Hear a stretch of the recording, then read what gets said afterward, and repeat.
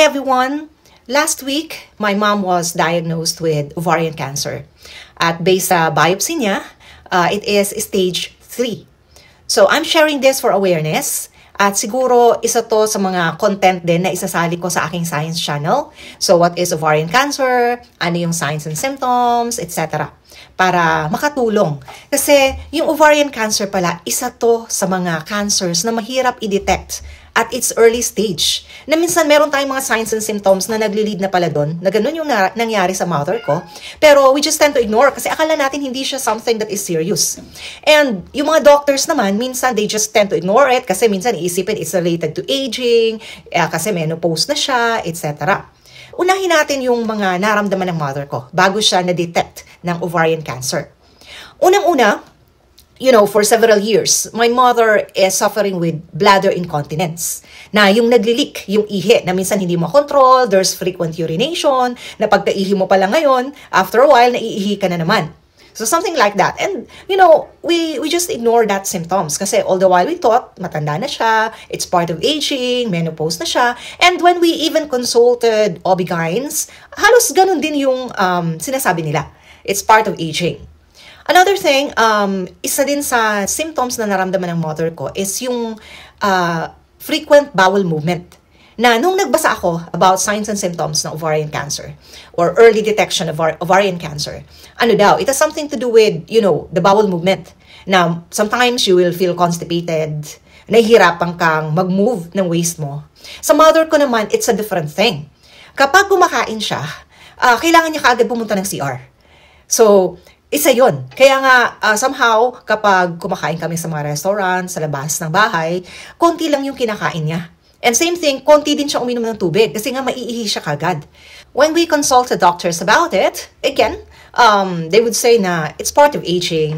By the way, my mom is now 77 years old and she felt these symptoms parang 3 years ago, 4 years ago. So basically, nasa 70s na siya.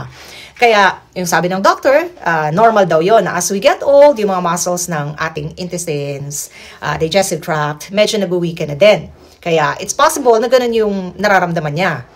Ganun yung na-experience niya. And aside from this, she was advised to somehow change diet, so something like that. Tapos, siguro nai-stress lang yung mom ko, it may be related to stress, etc. Kasi yung mom ko, warrior din siya eh. So again, we just ignored that particular symptom. Another is losing weight na hindi namin observe sa mom ko kasi nga yung lahi namin, payat talaga kami by nature. Tapos parang nag-gain pa nga siya ng weight kasi syempre wala nang exercise. So medyo nagkaroon siya ng laman sa face niya, dito sa arms, sa tummy. So hindi namin nakita yung ganong symptoms. Tapos daw, mawawalan ka ng gana sa pagkain na hindi din naman namin na-observe sa mother ko. Another is the bloating of the tummy. Well, yung mom ko, since nanganak na siya, matanda na, hindi na rin nag-exercise, medyo malaki yung tiyan. I mean, may bilbil ng konti. And, lang yon, sabi niya, nung before New Year daw, that was December 2023, she noticed na mas lumalaki pa yung tiyan niya.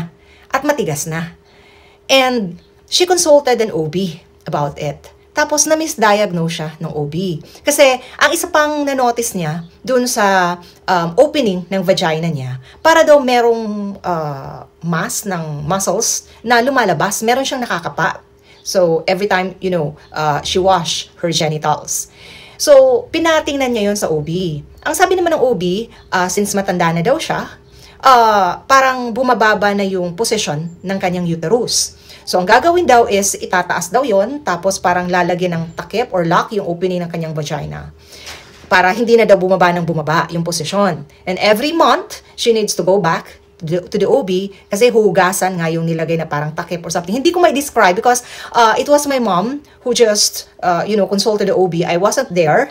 So, hindi niya na ma-recall kasi nga matanda na, malilimutin na din. Hindi niya na ma-recall kung ano yung talagang exactong words and terms na sinabi ng OB. So, with that, parang hindi na tinuloy ng mom ko yung pag-consult sa OB na yon kasi sabi niya, grabe inconvenience, and then definitely, syempre, every time you will be doing that, nahugasan, yung ilalagay sa vaginal opening niya, gagastos yon. So, she just ignored it. Sabi niya, matanda na ako, bahala na. So something like that. But later on, after New Year, nandun na yung inconvenience na nafe-feel niya. Medyo sumasakit na yung certain area ng tummy niya. Hindi niya sinasabi yun sa amin.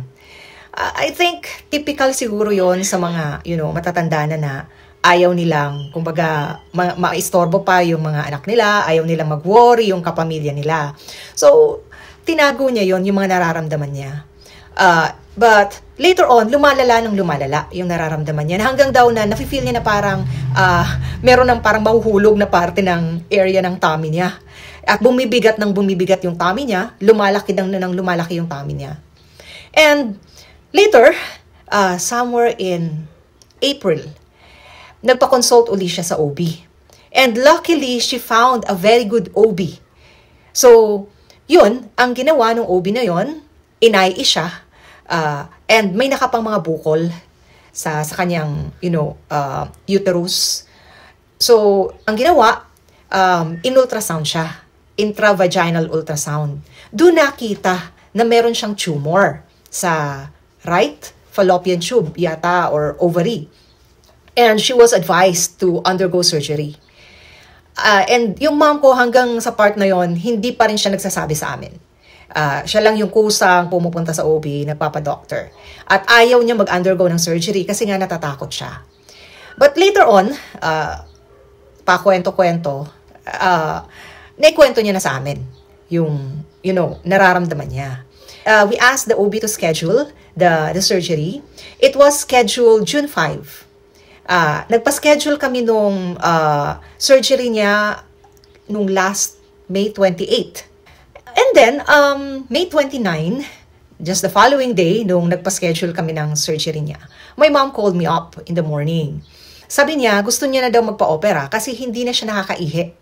So, siguro yung tumor, nabablock na yung kanyang urinary bladder. So, ang ginawa ko, tinawagan ko yung OB. Sabi ko kung pwedeng mai-admit na yung mom ko, kung pwede nang mag-undergo ng surgery kasi hindi na nga siya nakakaihi. So, sabi naman ng OB, sige, i-admit na. So, May 29, in-admit yung mom ko sa hospital. And for 2 days, 29, 30 ng May, nag-undergo siya ng mga test, preparing her for surgery. And May 31, she underwent the surgery. Hysterectomy yung ginawa sa kanya. And after the surgery, pinakita sa akin nung OB niya yung mga inalis na lamang loob sa mom ko. So, yung tumor na nasa right ovary niya, napakalaki na talaga. It's as big as this. And I really couldn't imagine na talagang grabe na yung discomfort na nararamdaman ng mother ko, na nilihim niya ng nilihim sa amin. So, super laki na. Ganito siya kalaki. And aside from that, pinakita din sa akin yung kanyang uterus. Alam niyo, yung size pala ng uterus natin, imagine my palm. Parang ito yung triangle na to sa palm ko. Ganyan lang siya kaliit. Ayun, so it's really something amazing na kapag nagbubuntis yung babae, na-expand yung uterus para ma-accommodate yung growing individual. So aside from that, very big tumor na nakuha sa kanyang right ovary, at actually nandun na siya halos sa may right fallopian tube din. Nasabi nga nung OB, butit na operahan na siya agad kasi pwedeng mag-rupture din yung kanyang fallopian tube. Kasi yung fallopian tube natin napaka-small at napaka-nipis din. So good thing na naagapan na naoperahan siya. So aside from this, nakakuha pa sila ng mga, small lumps behind her uterus. So mga 3 yata yun. Tapos, kumuha din sila ng certain portion ng kanyang intestine just to, let it undergo biopsy to test kung nag-metastasize. Just in case na malignant nga yung tumor, kung nag-metastasize na sa ibang organs niya. Tapos, yun, kumuha din sila ng peritoneal fluid para i-undergo din ng biopsy. So, yung lahat ng kinuha sa mother ko, dinala namin yon sa another clinic for biopsy. And we were asked to wait for 2 weeks, I guess, bago namin makuha yung biopsy. And yun na nga, after 2 weeks, we got the result of biopsy. Positive nga for tumor, yung right ovary ng mom ko. Pati din yung mga lumps na nakuha sa kanyang uterus, positive din for tumor. We're just thankful na yung peritoneal fluid, negative siya. Pero yung portion na kinuha sa kanyang intestine, positive din siya for tumor, which means nag-start na mag-spread yung tumor sa ibang parts ng kanyang intestine.